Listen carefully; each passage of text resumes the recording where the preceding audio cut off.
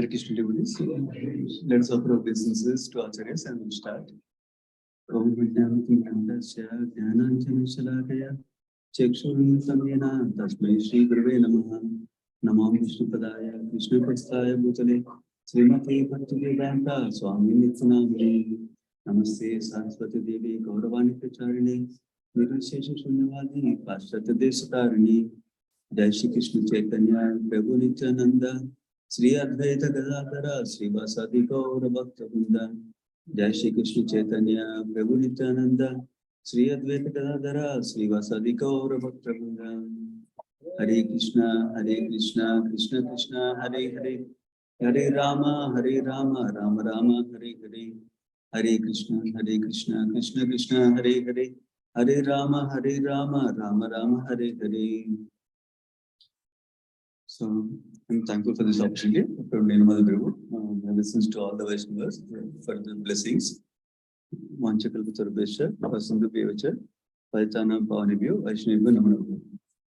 So without a short time, we can discuss about Advaita Acharya today. So few things only, not too much because of the shortage of time. So firstly, the way we'll do it is, first we'll understand why we need to know about Advaita Acharya, why we need to pay attention about Advaita Acharya, and then we'll hear a little bit about Tattva for the Acharya, like who is Advaita Acharya, and then we'll talk about a little bit about lessons we can learn from Advaita Acharya's life, like that. The three main sections we'll discuss. So starting with why we need to know about Advaita Acharya, what is the importance and what is the greatness of his Advaita Acharya, starting with as a devotee, practice in devotee life. All of us know that chanting of the holy name is the most important thing for us practicing devotees. So, Hare Nama, Yukalam, Kalo Nasti, Nasteva, Gatiranyata. So, holy name is the only way. There's no other way for perfection that we know already. So, all of us, the most important thing in our life is chanting. In one sense, Acharyas describe everything we are doing in a devotee life, whether it is hearing, whether it is reading, whether it is Vaishnava Seva, whether it is serving deities, whether we are serving the temple, whether it is preaching, everything is to support our chanting of the holy name. In one sense, chanting of the holy name is the most important link for our practical devotional life for all of us. And even we know from 5 most potent activities that Rupa Goswami listed in Bhakti Rasam Sindhu, Jiva Goswami says, chanting of the holy name is the most important, even though any one of them can give perfection. Kirtanam is the most important limb of the devotion service, like that. So that's the importance of chanting for our holy name. And we know from Lord Chaitanya's Sikshashtaka, 8 verses that he gave, the 3rd verse of Sikshashtaka, Trinadapi Sunichena, Tarurupi Saishtana, Amanina Manadena, Kitaniya Sadahari. So in that also, 4 main characteristics he tells, so that we can constantly chant the holy name. Because that is the aspiration for devotee, constantly chanting the holy name. Now we are not able to constantly chant the holy name, so we chant for some time, we hear for some time, we read for some time, like that, based on our current taste, like that. But chanting the holy name all the time. Of course, there is another understanding from Acharyas also, which is Kirtana means glorifying Krishna through different services also. That's another understanding given also. So, in order to do this constant chanting, humility, tolerance, and giving respect to others, not expecting respect from anyone, like that. Those are 4 qualities Chaitanya Mahaprabhu described in Trinadapi Sunichaya verse. So, in fact, our Acharyas describe, of course, this can be said in many different ways. This is one variation of the statement I'm making. So, that for secret of success for spiritual life revolves around these 3 things. What is this? Chanting of the holy name, Kirtanam, and then hearing, and then the Vaishnava Seva, or association of devotees. These are the 3 most important things. And in order for us to do these things, so if you analyze, for all of these things to get fructified, what is required is a Vaishnava Seva. What is required is serving devotees, doing some practical services. So this is helpful for us to, for doing services, what do we need? We need humility and then enthusiasm in doing service. So it's all, if you look at it, all are boiling down to humble mode of service and enthusiasm in doing service. So those are boiling down to. If those we have, then whatever we hear, and whatever we chanting, then they'll bear fruit, because the realization will come only through services for us. So that doesn't mean service is the most important. Service is important. Sadhana is important. Both go together, hand in hand. In fact, unless we hear properly, we don't have sambandha gnana. Then we don't do service properly. We don't do chant properly. Because remember, I was reading in the morning 11th canto. One of the things Krishna discussed personally is the fruit of chanting depends upon our understanding and what is our goal also. So, for example, Gnanis chant with the mood and with the goal of achieving impersonal Brahmajyoti. So then they get that only. But devotees, when they're chanting with understanding that Krishna is the highest goal for us, Krishna Prema is the highest goal, want to achieve highest goal, then Krishna will award that to us. Same chanting with the right understanding. That's why hearing is important. And then to do services, we need to understand why we need to serve others, how we need to serve Krishna, why we need to serve Krishna, why we need to serve Acharyas. With the Sambandha Gnana hearing, we can serve properly. And then when we're serving properly, what happens? Our realization will deepen from whatever we are doing with sadhana also. So they all go together like that. So this humble mode of service and the service attitude is exemplified by Srila Advaita Acharya. It was a wonderful example of this service attitude. So that's why I was telling. So as a practice devotees, when we see Acharya's lives and we observe their qualities, then we can gain so much inspiration in our practice of devotional service. So in fact, when we appreciate somebody's good qualities, we get their good qualities. Actually, it goes other way around also. When we appreciate only somebody's bad qualities, then we get their bad qualities too. So we should be careful what we are looking, what we're watching, what we're observing, what we're absorbed in. Whatever we observed in, that's what we'll carry in our heart also. So that's another important aspect. So that's why it's important to glorify Acharyas and observe their qualities and glorify their qualities. And that way, we can also develop some qualities, and we can also pray to the Acharyas, previous Acharyas, to receive their mercy also. So that's the first portion about why we need to hear about Advaita Acharya. Now, the meaning of Advaita Acharya. Advaita Acharya name itself has a meaning in Chaitanya Charitamrita. Before I read that verse, I'll read the previous verse. This is Adilila chapter 1 from Chaitanya Charitamrita, most of you know, by Krishnadas Kaviraj Goswami. Because Adilila chapter 1, there are two verses that briefly describe Advaita Acharya. So, this whole chapter, 6th chapter, discusses Advaita Acharya, but just because of time, we just go into one. Mahavishnur Jagatkarta Mayayaya Sridati Adaha Tasyavatara Evayam Advaita Acharya Ishvaraha. So the translation goes like this. This is the 12th verse. Lord Advaita Acharya is the incarnation of Mahavishnu, whose main function is to create the cosmic world through the actions of Maya. He is the creator of the cosmic world, material creation. So the next verse he says, Advaitam Harinadvaitad Acharyam Bhakti Samshanat Bhaktavataram Isamtam Advaita Acharyam Ashraye. Translation.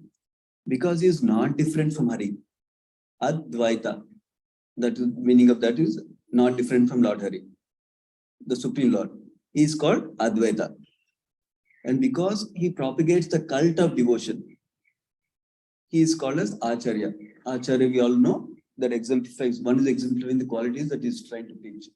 In this case, Krishnadas Kaviraj Goswami is saying, is Acharya because he is the devotee himself and is preaching devotional service. That is why he is called Acharya. So Advaita, Acharya, because it's not different from Supreme Lord Hari, that's why Advaita.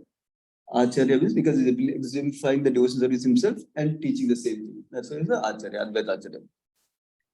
He is the Lord and the incarnation of the Lord's devotee. Therefore, I take shelter of him. Like that is praying Krishnadas Kaviraj Goswami. In fact, the mantra that we chant, most of us chant the holy name. And before chanting the holy name, before chanting the holy name, we chant this mantra. Jai Shri Krishna Chaitanya, Prabhu Nityananda, Sri Advaita, Gadadhara, Sri Vasadi, Gaurabhaktanda, Sri Advaita Acharya. So most of us know these are the Panchatattvas. So we offer the respects. In fact, we are seeking their mercy before we chant the holy name. Many devotees chant this mantra before every round of the holy name also. So they are so merciful that we are adopting our main practice of the whole devotion service. Every time we are requesting their mercy. Why is that? Acharya described that by chanting the holy name, we are not in a pure state to chant purely. So it may make some offenses. So with the help of their mercy and their help towards us, so we can chant the holy name somehow. Oh, and please Lord Chaitanya Mahaprabhu, please Lord Krishna, like that. So that is the idea. That's how we bring them in our life every day. So, and it's described, we should not see the Lord Chaitanya. Actually, Lord Chaitanya has two main limbs. It's described in Chaitanya Charitamrita. That also goes in, I think, 6th chapter, if I remember correctly. 6th chapter, Lord Chaitanya has made two main limbs. What are these? Lord Nityananda Prabhu and Advaita Acharya. This figurative explanation. That means most important people for Lord Chaitanya, like that. So that's one way is described. And the way it described krishnaconsciousness Goswami in the later chapters, where the Gaudiya Vaishnava tree is described, how bhakti expanded throughout the world like that. When expanding the tree, it describes the trunk of the tree as Sri Lord Chaitanya Mahaprabhu. And then the two main branches of the tree, this is the bhakti tree of Gaudiya Vaishnava. One is Nityananda Prabhu and one is Advaita Acharya. And all the other acharyas coming, including Srivas Thakur and others, are sub-branches coming from them, like that is described. In fact, our iskcon from Srila Prabhupada also is one of the branches of that Gaudiya Vaishnava tree, like that. So that's also others. So he's such an important personality. And so in these verses we read, is described how Advaita Acharya is a Mahavishnu himself. In other words, is in charge of creating, material creation, like that.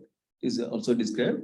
He is the one who glances on the Prakriti for the creation to happen, like that. There's the explanation given in the 6th chapter of the Adi Lila.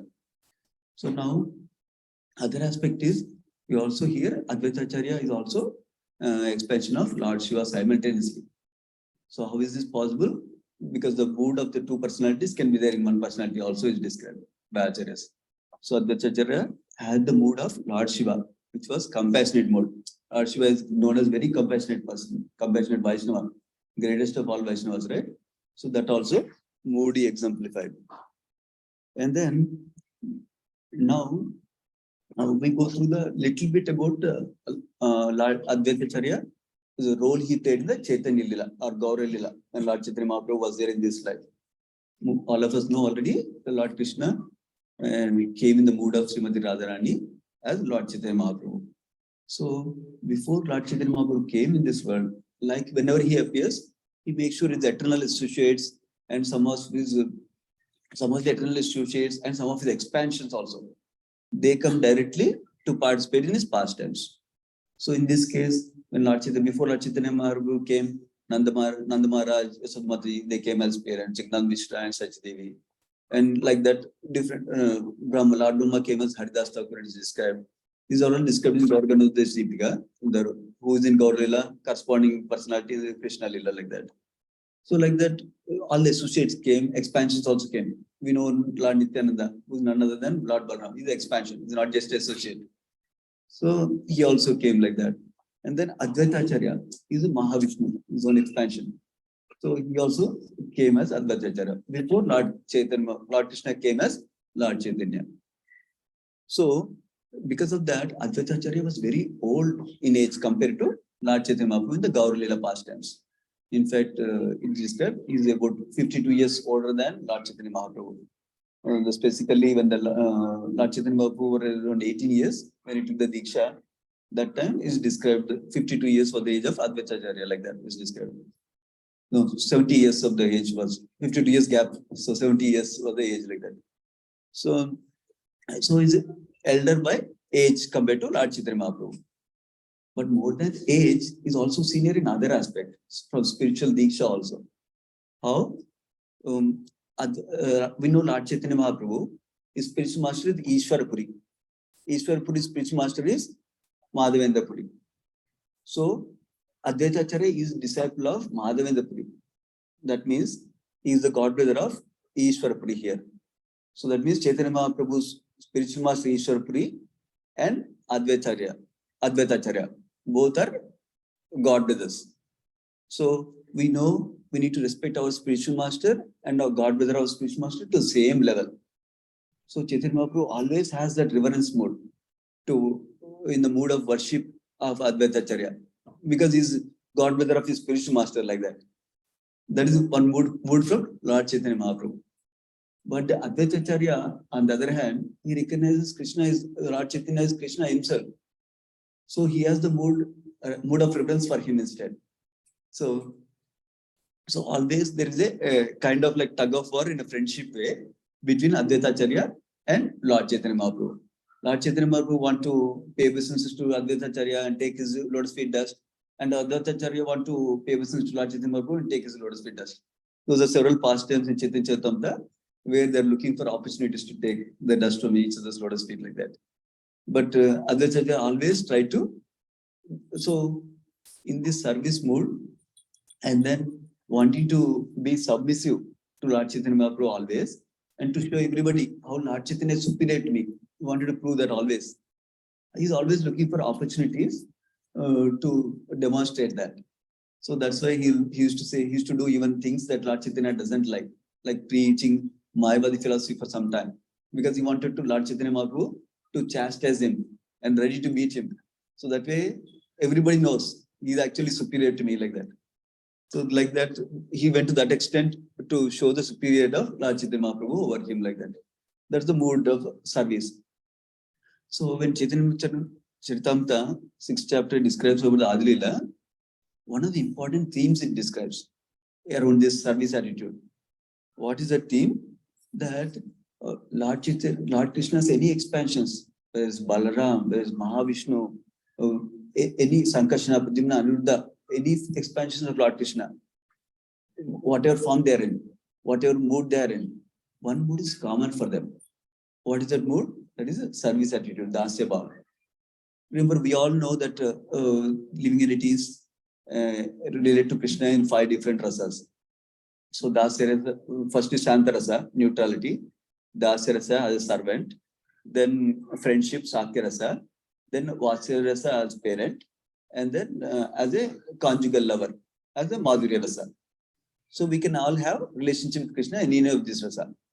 But the beauty Krishnadas Kaviraj Goswami describes in the 6th chapter of Chaitanya Charitamrita is that in all these rasas, not Shanta Rasa especially, but these the 4 rasas, there's Dasya, Sakya, Vatsalya, or Madhurya Rasa.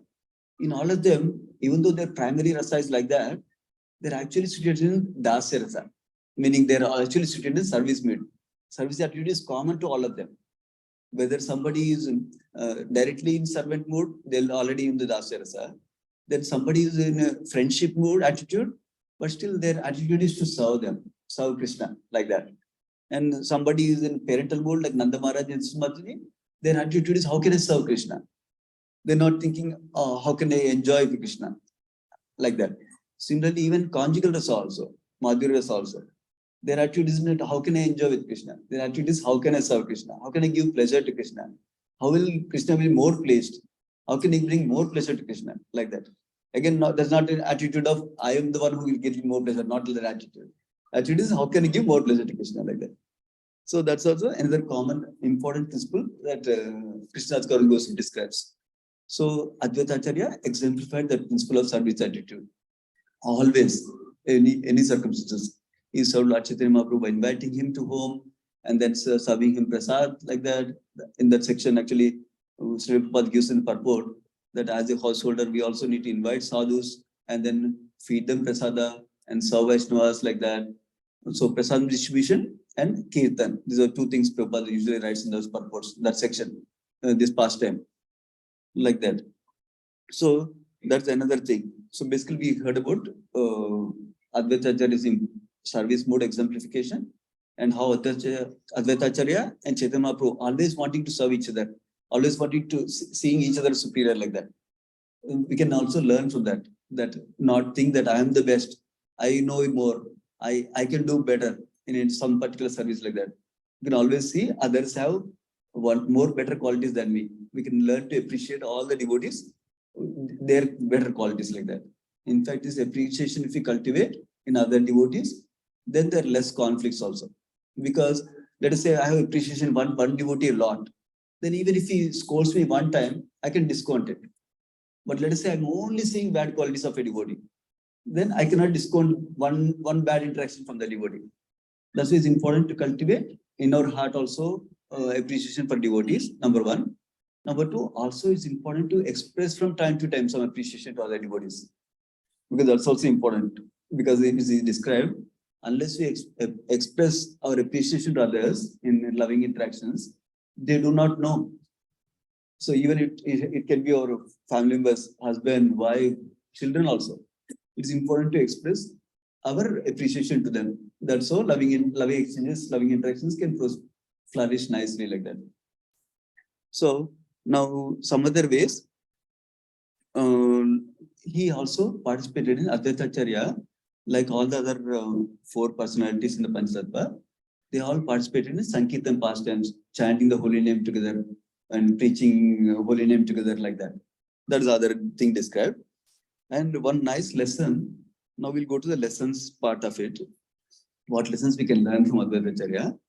One important thing I did not mention, which is one of the greatest compassionate aspects of Advaita Acharya, is that during those time in the Navadvip area, all the people were scholars and they have a lot of knowledge of scriptures, but they're not engaged in devotion still. So what is the use of all the knowledge of scriptures if you don't have devotion? And they're engaging in sinful activity also. So Advaita Acharya was compassionate, feeling how can I help them? I'm not able to help them. Let me call out to Supreme Lord so that he can help them like that. So it's described, he offers tulsi leaves and Ganges water to Saligram Sila and cries out loudly, calling out for the Supreme Lord. And then that's one of the 3 external reasons Krishnadas Goswami describes for Lord Chaitanya to appear in this world for our benefit. So we should be very grateful for Advaita Acharya for calling out to Lord Chaitanya so that we all get the benefit of Krishna Prema, getting Krishna Prema now. So that's the other important thing I want to mention. Now going to some lessons. This is from Bhaktisiddhanta Saraswati Thakur.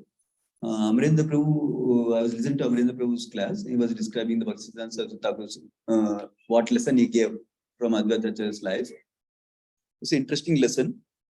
Basically, whatever we are going through in our life, with that situations, we need to see as a mercy of Advaita Acharya that is helping us to go towards closer to Krishna, one step closer to Krishna. That is the essence of the lesson. We'll discuss with some example and then we'll come back to that lesson again.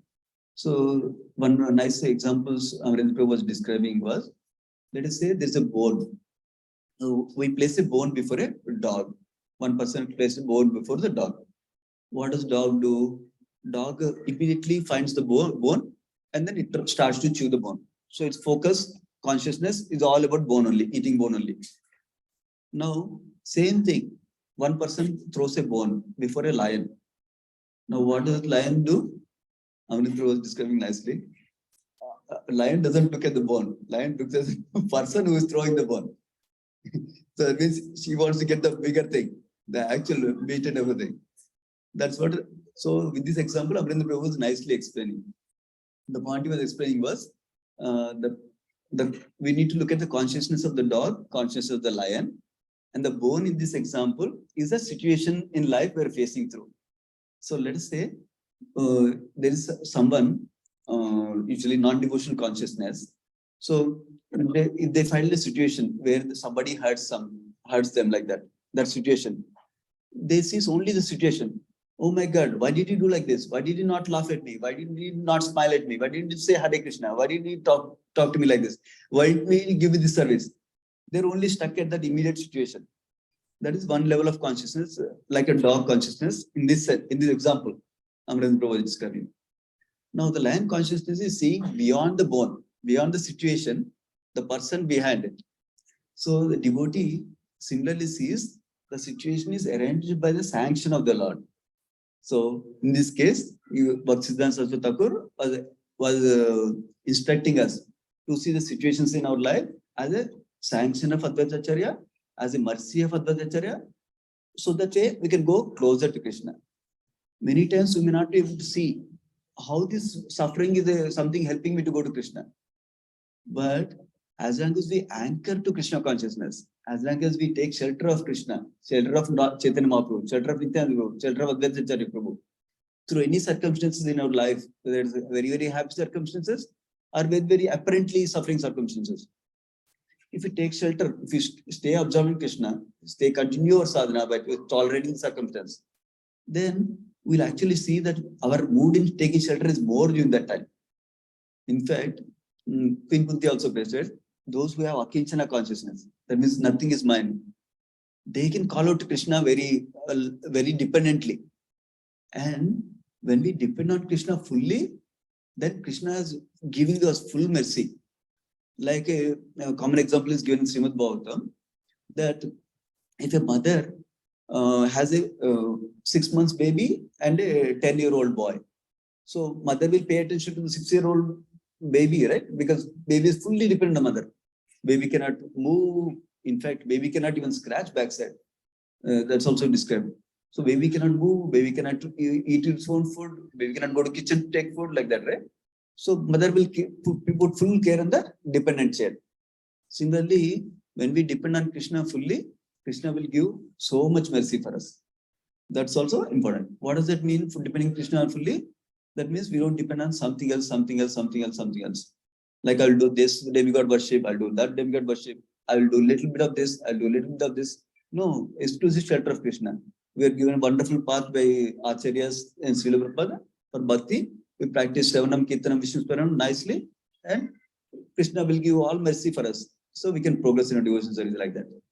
So similarly here, the point here is we need to see the sanction of Krishna in our life in the situations, and then take the situation as something that purifies us to go closer to Krishna and keep anchored to serving Krishna. That is the point Amrita Prabhu was sharing from this lesson.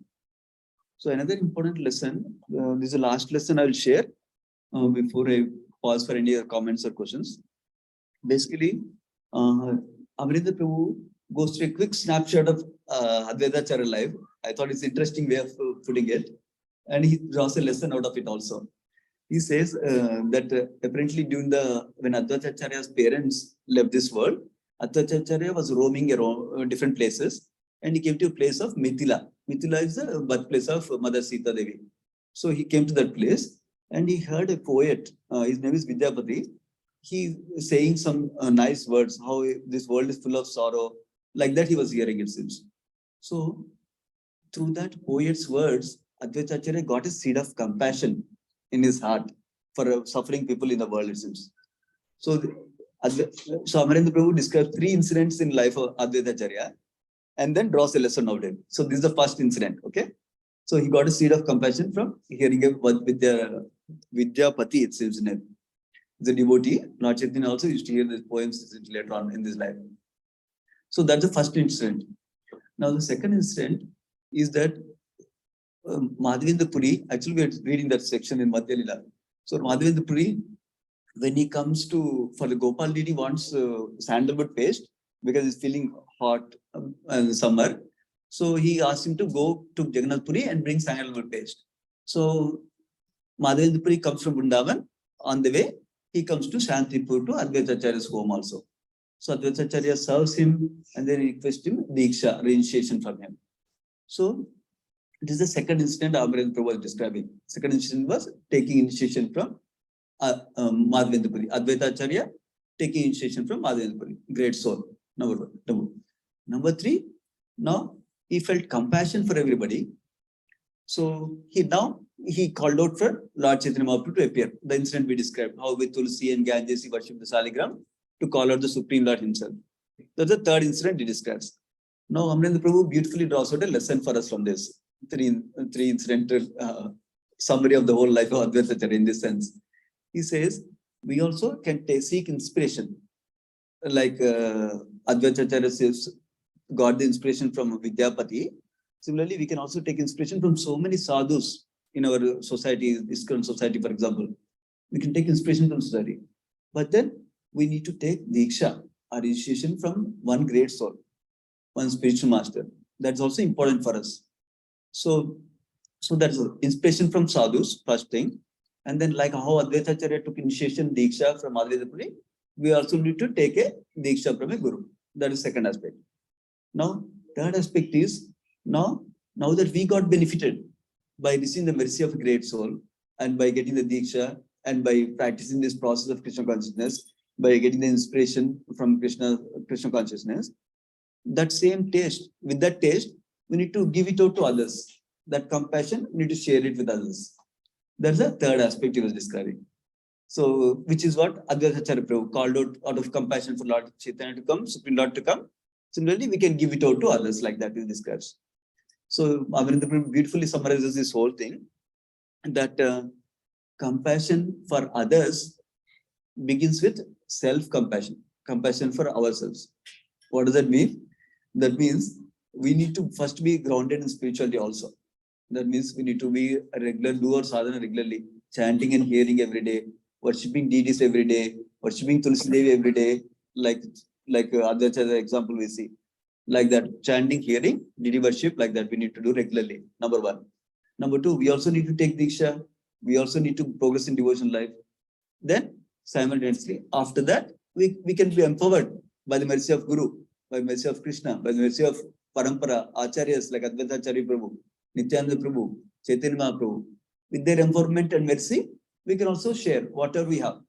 Each of us can share only to whatever we have. So the more we draw from our sadhana and mercy of Krishna, the more we can give it to others. In fact, that should the impetus. Many of us have the desire. I want to help them. I want to help people. I want to help people. That desire we need to channel to receive from Krishna by doing sincere, serious sadhana.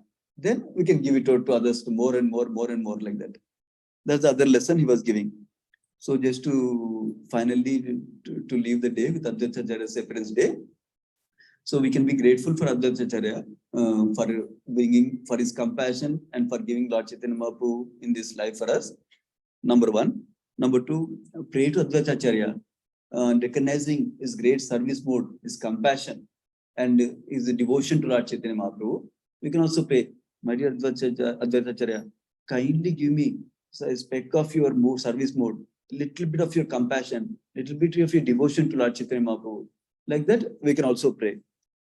And then also see all the situations as the mercy of Supreme Lord, mercy of Advaita Acharya in our life.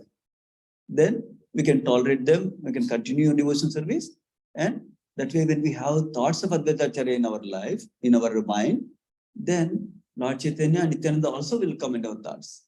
Like Amarendra Prabhu was quoting a Narottam Das song on that, in that aspect. That when we have that, when we think about Advaita Acharya, we think about Nityananda Prabhu and Chaitanya Mahaprabhu also. When they come, they'll give mercy to get the mercy of Radharani and Krishna also, like that. So I will pause here. So essentially it's a wonderful